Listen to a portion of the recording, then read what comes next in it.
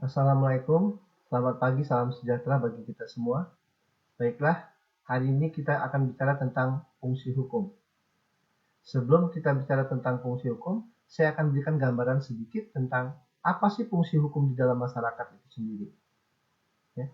Kita tahu bahwa yang namanya manusia hidup bermasyarakat itu tidak menutup kemungkinan akan terjadi perselisihan, ya, sengketa antara para pihak yang ada di dalam masyarakat.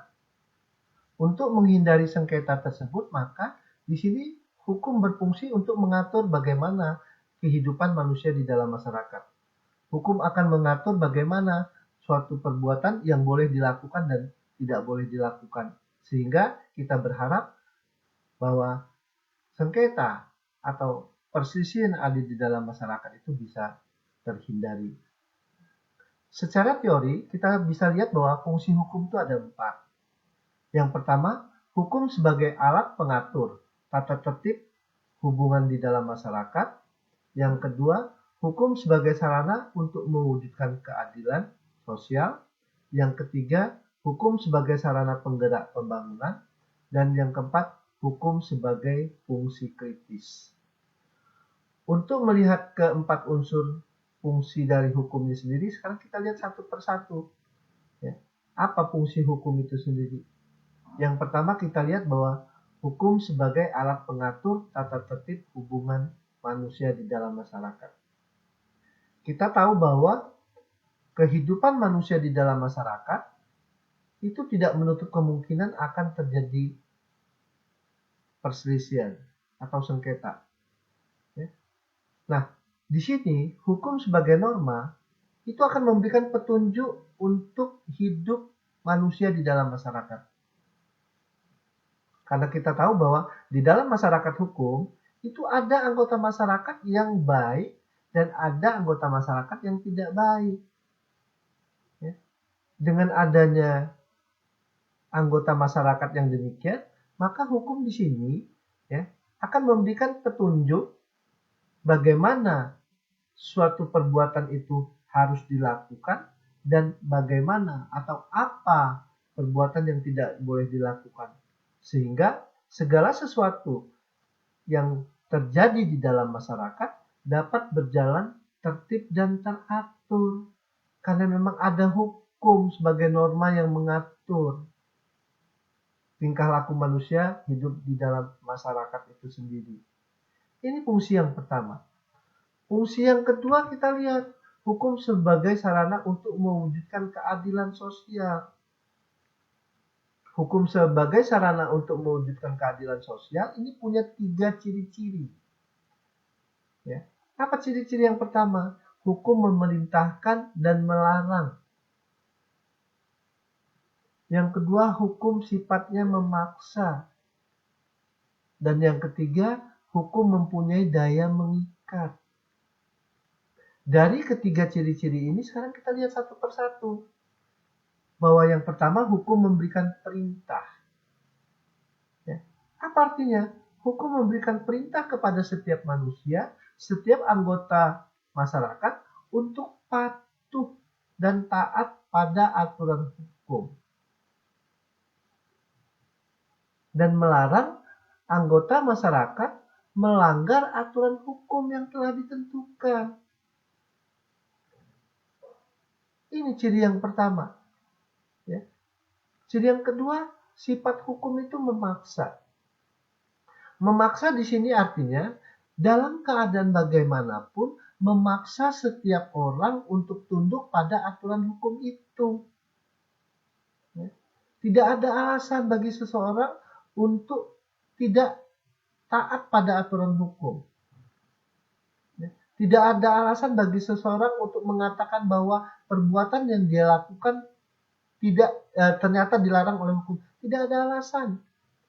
Karena di dalam hukum kita mengenal satu ajas yang namanya ajas fiksi hukum. Ajas fiksi hukum itu ajas hukum yang menyatakan bahwa setiap orang dianggap mengetahui adanya aturan hukum. Ya. Kapan setiap orang itu dianggap mengetahui adanya aturan hukum? Ya setelah atau sejak saat aturan hukum itu diundangkan di dalam lembaran negara. Setelah diundangkan dalam lembaran negara, nggak ada alasan lagi bagi kita sebagai anggota masyarakat untuk mengatakan tidak tahu adanya aturan hukum itu sendiri. Ini yang namanya sifat memaksa. Ya. Jadi tanpa pengecualian dalam keadaan bagaimanapun, kita harus mentaati aturan hukum itu. Ya. Kemudian, tapi kita harus ingat, di dalam hukum perdata, ada juga sifat hukum yang melengkapi atau unpulen rek. Apa sifat hukum yang melengkapi di situ? Artinya aturan hukum itu masih boleh tidak kita ikuti, masih boleh kita simpangi. Dengan catatan kita membuat aturan hukum sendiri. Yang seperti apa misalnya? Misalnya nih, kalau kita baca pasal 1477 KUH Perdata. Di dalam pasal 1477 mengatakan bahwa dalam perjanjian jual beli, penyerahan dilakukan di mana barang berada pada saat perjanjian dibuat.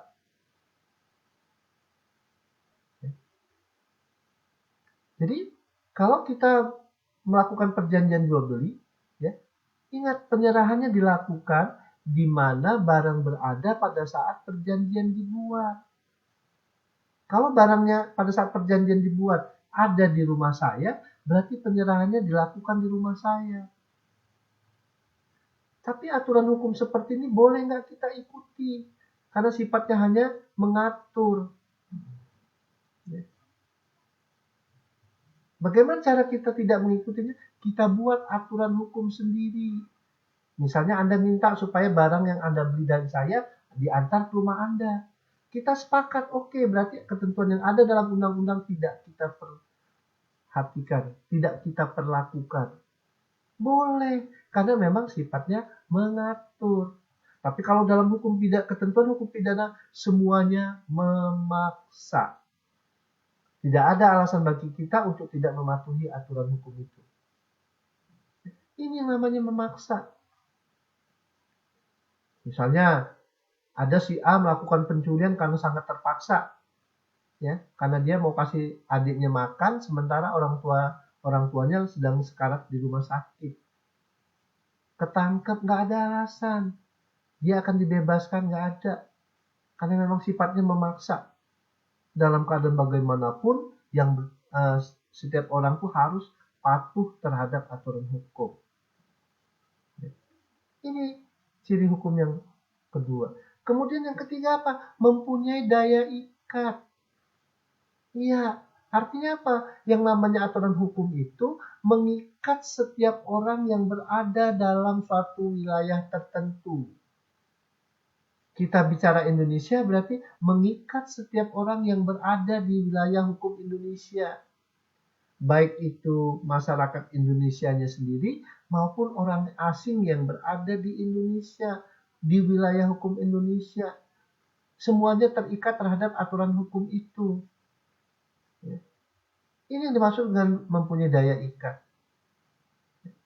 Artinya hukum itu mengikat setiap orang yang berada dalam suatu wilayah tertentu. Kita bicara Indonesia berarti mengikat semua orang yang berada di wilayah hukum Indonesia. Baik itu orang Indonesia asli maupun orang asing yang berada di wilayah hukum Indonesia. Sehingga dengan adanya ciri-ciri hukum seperti di atas ini, ya, dengan adanya ciri-ciri hukum, tiga ciri-ciri hukum ini, hukum dapat memberikan keadilan, kemanfaatan, dan kepastian. Sehingga hukum dapat menentukan siapa yang bersalah, siapa yang tidak bersalah. Nah, kalau kita lihat bahwa hukum memberikan keadilan, kemanfaatan, kepastian, berarti kan kita bicara tentang tujuan hukum nih di sini. Ya. Apa tujuan hukum? Ya ini, keadilan, kemanfaatan, dan kepastian. Tapi ingat, untuk mewujudkan tiga tujuan hukum ini nggak mungkin dilakukan secara bersamaan. Harus melihat skala prioritas. Mana yang harus diutamakan? Kepastiannya kah? Kemanfaatannya atau keadilannya? Kalau kita mau mengutamakan keadilan dan kemanfaatan berarti kita mengesampingkan kepastian. Tapi kalau kita mau bicara tentang kepastian, maka kita akan mengesampingkan keadilan dan kemanfaatan. Yang seperti apa? Saya kasih contoh nih, satu contoh misalnya. Ya. Kalau ada misalnya kejadiannya di desa, kalau ada orang tua yang usianya sudah di atas 70 tahun, dia jalan lewat kebun semangka orang. Pada saat dia lewat kebun semangka, dia pengen sekali makan semangka. Dilihatnya buahnya banyak, ya, sehingga dia berkehendak untuk memetik atau minta buah semangka kepada pemilik kebun. Dia panggil pemilik kebunnya. Ya. Setelah dia panggil tidak ada sautan. Dia punya pemikiran, kalau saya petik satu, ada kemungkinan nanti kalau saya ketemu pemilik kebunnya, saya akan bilang saya minta semangka satu. Kemudian apa yang terjadi? Ya, setelah si pelaku tadi meninggalkan kebun, baru selangkah dua langkah, ketahuan sama si pemilik kebun. Diteriakin, mencuri, ditangkap. Si pemilik kebun menyerahkan kepada aparat penegak hukum. Si pemilik kebun nggak mau damai. Dia mau si pelaku diproses secara hukum. Karena memang pemilik kebun tidak mau damai, ya terpaksa aparat penegak hukum melakukan proses hukum. Mulai dari polisi melakukan penyidikan. Ternyata ada alat buktinya. Dia melakukan pencurian buah semangka. Diproses secara hukum. Ya, dari polisi sampai ke jaksa, jaksa sampai ke hakim. Hakim memutuskan misalnya yang bersangkutan terbukti bersalah melanggar pasal 362 KUHP. Sehingga diputus hukuman 3 bulan misalnya. Ya ini bicara tentang kepastian. Tapi pertanyaannya, adil nggak sih? Memberikan manfaat nggak sih? Ya. Aparat penegak hukum memutuskan atau memberi putusan sampai 3 bulan seperti ini? Jawabnya nggak adil.